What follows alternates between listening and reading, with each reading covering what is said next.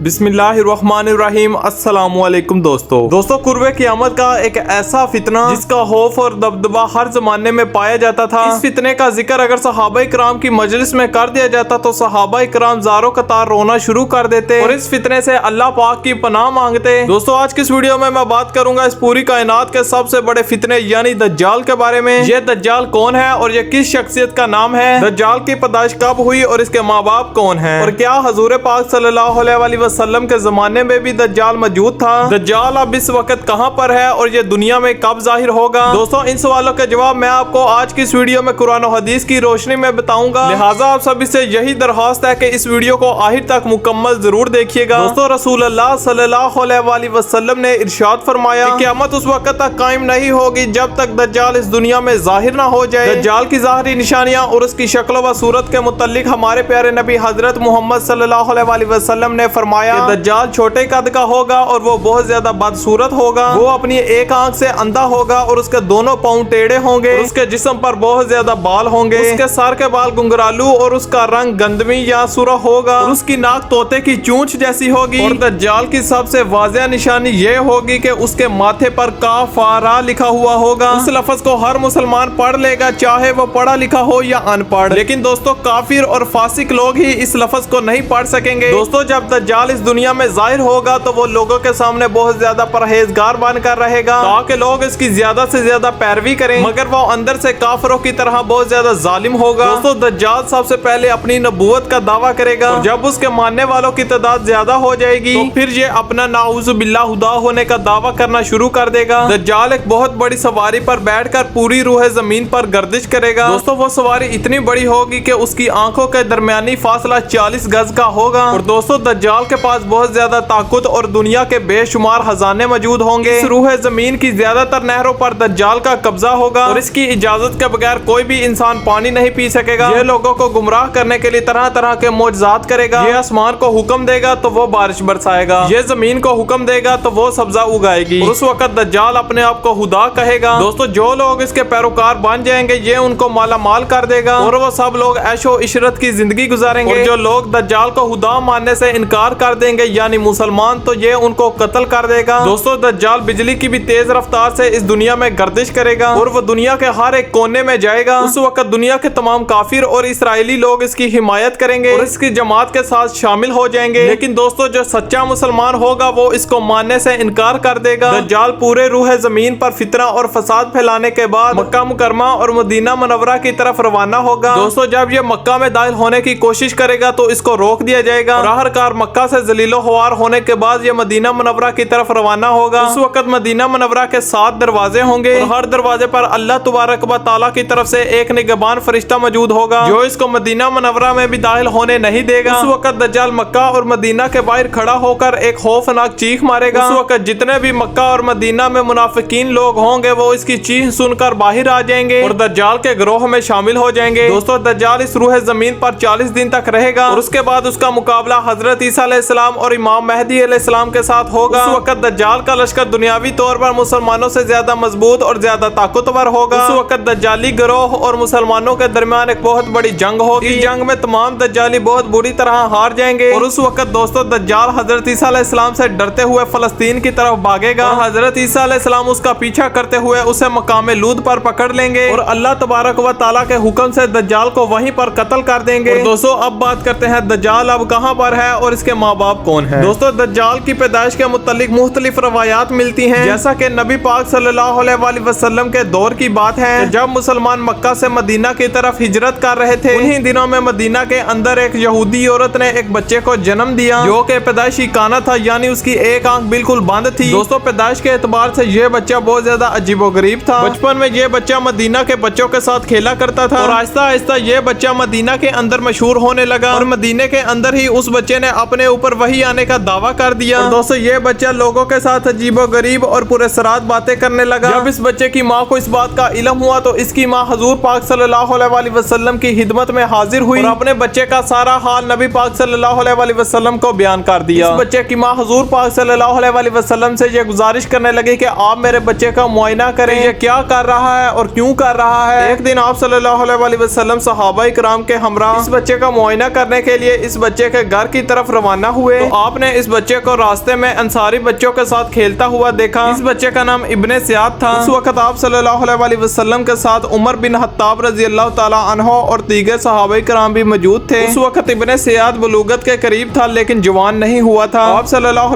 علیہ وسلم اس بچے کے قریب گئے لیکن اس بچے کو بالکل بھی علم نہ ہوا تو آپ صلی اللہ علیہ وسلم نے اس کی کمر پر ایک ضرب لگائی اور ابن سیاد سے فرمایا کہ کیا تم گواہی دیتے ہو کہ میں اللہ کا رسول ہوں؟ ابن سیاد نے آپ صلی اللہ علیہ وسلم کی طرف دیکھا اور جواب دیا کہ میں گواہی دیتا ہوں کہ آپ اللہ تعالیٰ کے رسول ہیں۔ تو پھر ابن سیاد نے آپ صلی اللہ علیہ وسلم سے کہا کہ آپ گواہی دیتے ہیں کہ میں اللہ کا رسول ہوں؟ یہ سن کر آپ صلی اللہ علیہ وسلم نے ابن سیاد کو چھوڑ دیا اور فرمایا کہ میں اللہ اور اس کے رسولوں پر ایمان لایا۔ اس کے بعد آپ صلی اللہ علیہ وسلم نے ابن سیاد سے پوچھا کہ تم کیا دیکھتے ہو؟ ابن سیاد نے آگے سے جواب دیا کہ میں ایک سمندر کے اوپر عرش دیکھتا ہوں۔ تو اس وقت آپ صلی اللہ علیہ وسلم نے فرمایا کہ یہ ابلیس کی چال ہے۔ اور اسی وقت ابن سیاد نے کہا کہ میرے پاس سچی اور جھوٹی خبریں آتی ہیں۔ یہ سن کر آپ صلی اللہ علیہ وسلم نے فرمایا کہ اس کا مطلب تمہارا معاملہ تو الٹ ہو گیا۔ اس کے بعد آپ صلی اللہ علیہ وسلم نے ابن سیاد سے فرمایا کہ میں نے تمہارے لیے ایک ایسی چیز چھپائی ہے۔ دراصل آپ صلی اللہ علیہ وسلم نے اس وقت اپنے دل میں ایک لفظ دخان سوچا تھا۔ ابن سیاد آپ صلی اللہ علیہ وسلم سے کہنے لگا کہ آپ نے جو دل میں چیز چھپائی ہے وہ چیز ادو ہے۔ تو اس وقت آپ صلی اللہ علیہ وسلم نے فرمایا کہ ذلیل ہو جا، تیری قدرت بڑھ نہیں سکتی۔ اور اسی وقت حضرت عمر رضی اللہ تعالیٰ عنہ نے فرمایا کہ آپ مجھے حکم دے تو میں اس کی گردن ابھی اڑا دوں۔ تو آپ صلی اللہ علیہ وسلم نے فرمایا کہ اسے چھوڑ دو۔ اور آپ صلی اللہ علیہ وسلم نے فرمایا کہ اگر یہ سچا ہے تو تم اس کو قتل نہیں کر سکتے، اگر یہ جھوٹا ہے تو اس کو قتل کرنے میں کوئی بلائی نہیں۔ اور دوستوں مدینے کے لوگ یہ بھی کہتے تھے کہ ابن سیاد کے پاس بعض شیاطین بھی آیا کرتے تھے جو اس کو عرش الہی کی خبریں بھی دیا کرتے تھے کہ آپ صلی اللہ علیہ وسلم نے ابن سیاد کے بارے میں سکونیت اختیار کی ہے کیونکہ آپ صلی اللہ علیہ وسلم کی طرف یہ وحی نہیں کی گئی کہ ابن سیاد کی حقیقت کیا ہے، جبکہ بعض لوگ ابن سیاد کو ہی دجال مانتے ہیں۔ اور چند صحابہ کرام کا خیال بھی یہی تھا۔ ایک حدیث میں یہ بھی کہا جاتا ہے کہ آپ صلی اللہ علیہ وسلم کے سامنے حضرت عمر بن خطاب رضی اللہ تعالیٰ عنہ ابن سیاد کو ہی دجال کہا کرتے تھے اور آپ صلی اللہ علیہ وسلم نہ ہی اس بات کا تو اقرار کرتے اور نہ ہی انکار کرتے۔ دوستو ابن سیاد کے اندر بہت زیادہ نشانیاں موجود تھی جو دجال سے ملتی جلتی تھی، جبکہ یہی وجہ سے ابن سیاد کو صحابہ کرام بھی دجال کہا کرتے تھے۔ اور بعض مفسرین کا یہی کہنا ہے کہ قیامت کے نزدیک ابن سیاد ہی دجال بن کے ظاہر ہوگا۔ حضرت ابو سعید خدری رضی اللہ تعالیٰ عنہ بیان کرتے ہیں کہ ابن سیاد مجھ سے کہنے لگا کہ میں دجال کے ماں باپ کو بھی جانتا ہوں اور یہاں تک کہ دجال کو بھی جانتا ہوں۔ اس وقت حضرت ابو سعید خدری رضی اللہ تعالیٰ عنہ نے ابن سیاد سے کہا کہ کیا تم اس بات کو پسند کرتے ہو کہ تم ہی دجال ہو؟ ابن سیاد نے کہا کہ اگر مجھے دجال بنایا جائے تو میں اس بات کو ناپسند نہیں کروں گا کہ میں دجال بنوں، یعنی کہ میں دجال بننا پسند کروں گا۔ اور اسی کے برعکس بعض مفسرین کا یہی کہنا ہے کہ ابن سیاد دجال نہیں ہے کیونکہ یہ بعد میں آپ صلی اللہ علیہ وسلم پر ایمان لے آیا تھا، جبکہ دجال حضرت سلیمان علیہ السلام کے دور میں جنات اور انسانات کے ملاپ سے پیدا ہوا تھا۔ اس وقت اس کے ماں باپ کو بھی قتل کر دیا گیا تھا اور دجال کو ایک جزیرے کے اندر قید کر دیا گیا۔ انسانوں اور شیطانوں کے ملاپ سے پیدا ہونے والا بچہ یعنی دجال آج بھی اسی جزیرے کے اندر قید ہے، وہیں پر شیطان ہر بات کی اس کو خبر دیتے ہیں۔ دجال کی پیدائش کے متعلق حضرت امام زرکاری رحمت اللہ علیہ بیان کرتے ہیں کہ دجال وہ فتنہ ہے جس کو اللہ تبارک و تعالی نے اس وقت پیدا فرمایا جس وقت حضرت آدم علیہ السلام کو جنت سے نکالا گیا تھا۔ دجال کو بغیر ماں باپ کے پیدا کیا گیا۔ دوستو حقیقت تو یہ ہے کہ دجال قیامت کے نزدیک ظاہر ہوگا اور اس کی جو نشانیاں ہوں گی وہ آپ صلی اللہ علیہ وسلم کی حدیث میں مل جاتی ہیں۔ لیکن دوستو اب بھی یہ لوگوں کا سوال ہے کہ دجال کہاں سے آیا، کہاں پیدا ہوا اور یہ اب کہاں پر ہے اور اس کے ماں باپ حقیقی طور پر کون ہیں؟ اس کے بارے میں دوستو کسی بھی شخص کو علم نہیں ہے، اس چیز کا علم صرف اللہ تبارک و تعالیٰ کی ذات کے پاس ہے۔ دوستو یہ بات تو صرف حقیقت میں اللہ پاک ہی جانتا ہے کہ دجال کون ہے اور وہ کیسے پیدا ہوا۔ دوستو اللہ تبارک و تعالیٰ سے ہم سب کی یہی دعا ہے کہ وہ اپنے حبیب حضرت محمد صلی اللہ علیہ وسلم کے صدقے ہم سب کو دجال کے فتنے سے محفوظ رکھے اور ہمیں ایمان کی حالت میں ہی موت نصیب فرمائے۔